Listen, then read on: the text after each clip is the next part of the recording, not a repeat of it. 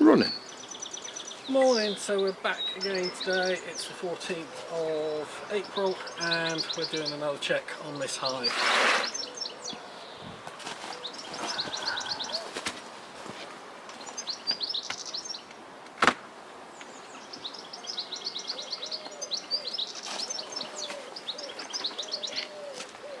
So today we're going to do a disease inspection. Talk about a bit in a minute. If you can, keep your tools in a bucket, and the bucket is full of washing soda in a ratio of 5:1, and those will be nice and clean every time you come back to them. And if you keep a little scouring pad in there as well, then if there's anything left on, you can give a polish up. So again, we're not really interested in what's going on in the super, so we'll take that straight off and just put it to the side for now. You can feel it's got some weight to it, but not a massive amount. Hello, so we're here on the 14th of April and we're doing another inspection on this colony number 4. What I've done already is I've taken the roof and the super off.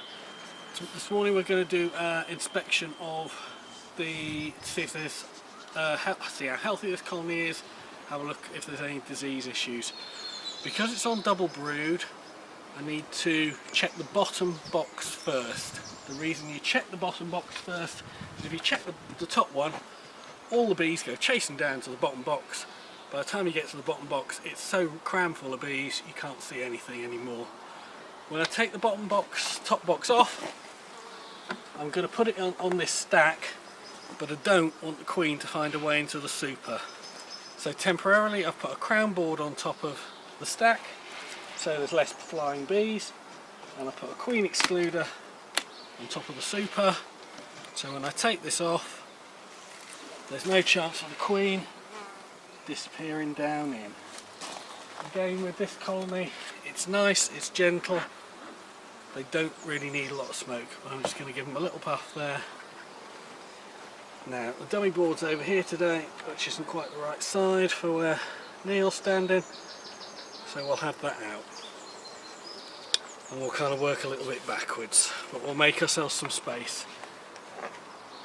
With a disease inspection, so I'm just going to move these frames across if I can. Oops. Give myself some space. With disease inspection, you really need to check every frame that's got brood on very carefully. Any brood disease will start off in 1 or 2 cells and will gradually spread. So you won't suddenly come find it everywhere. So you want to try and spot it in the early stages. So here we've got a frame with nectar and bee bread, sort of pollen. There's no brood on this frame, so I don't need to do anything but just give it a quick check. There was, I think, 6+ frames of brood in this colony last time. We'll see. Okay, we've got brood on this side and this side, so we're gonna get the bees off.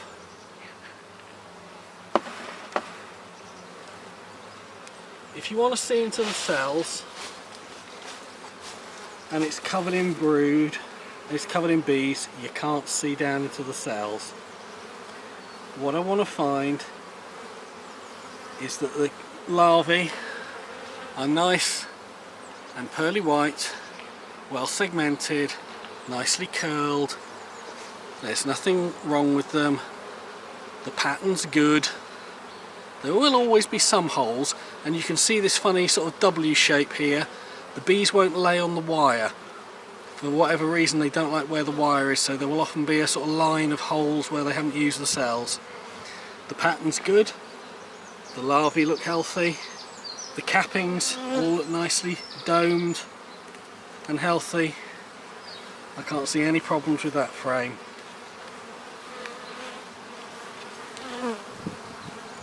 When you shake the bees off, ideally have a little look for the queen, make sure you don't do her any damage, but it needs to be free of bees.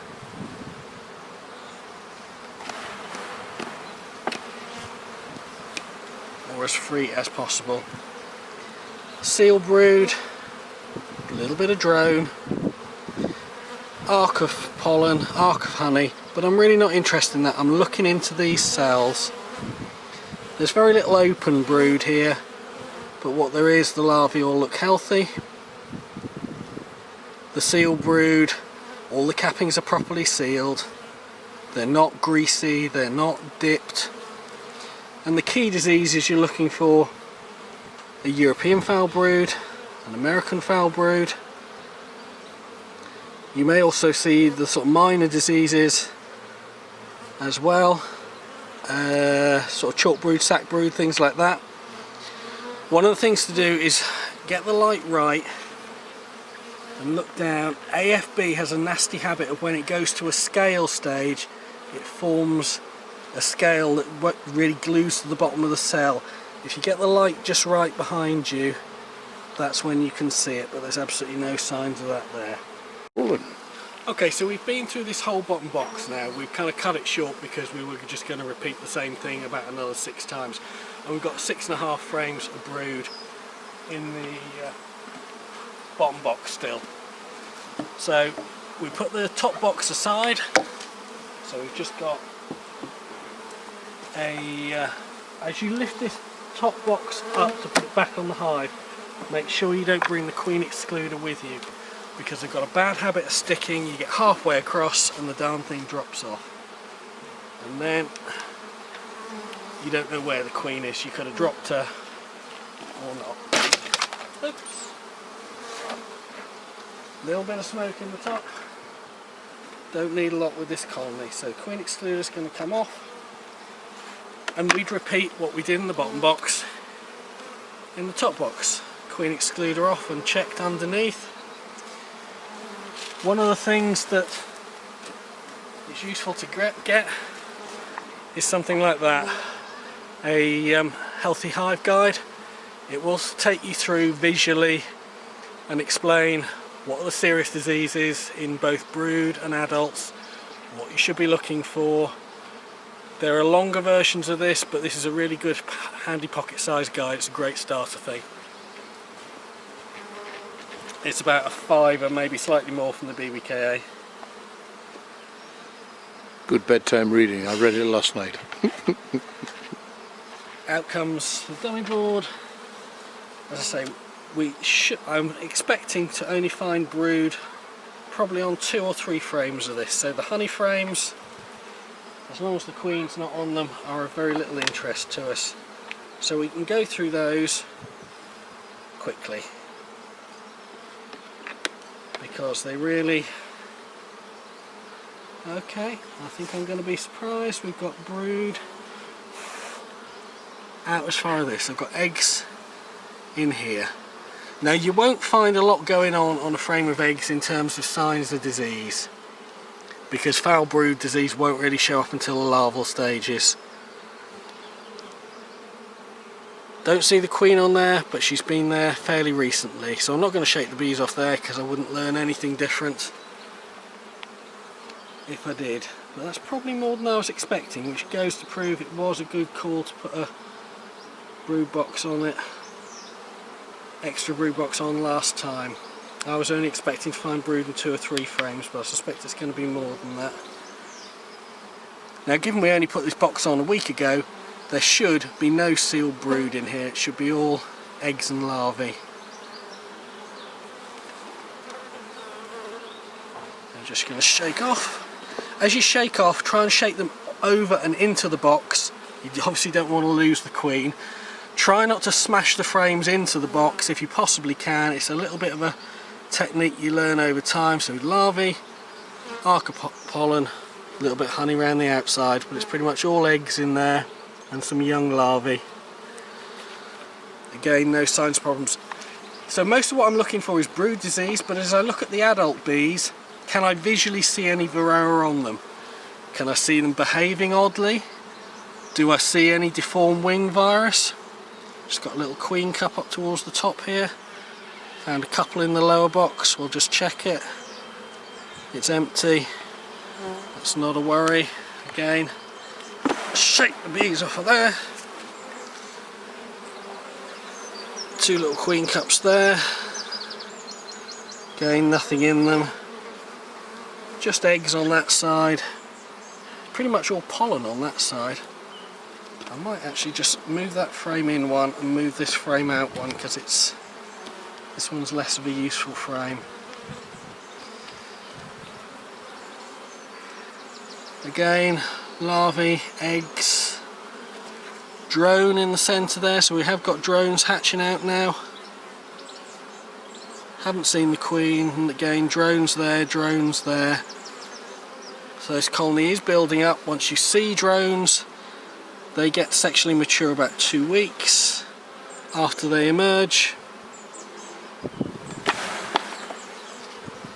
All the larvae there looking good. If they weren't looking good with EFB, they'll look kind of melted and gloopy, and they won't be white. They'll be a sort of yellowy colour. If you get AFB, that's often on the sealed cells, and there you get the cappings looking greasy, dark, perforated, sunken. And basically we're going to carry on through this box now until we've finished checking all the brood. 3. So been through the second box now. I was surprised. I was expecting to find 2 or 3 frames of brood in there. Actually it's on 5 or more. Just one little thing, I'm about to put this dummy board back in. Now at some point this box has had wax moth in it, and I can tell because you can see these little sort of dips that have been cut out of the wood in the dummy board. That's a sign that wax moth was there. You can see where I've run the blowtorch over it sort of earlier in the year just to scorch that off, but it's a sign that there was another pest problem. I can't find anything else health wise wrong with this hive, which is great. It's healthy, so now we're just going to close it up on a little bit of smoke just to push them down while reassembling.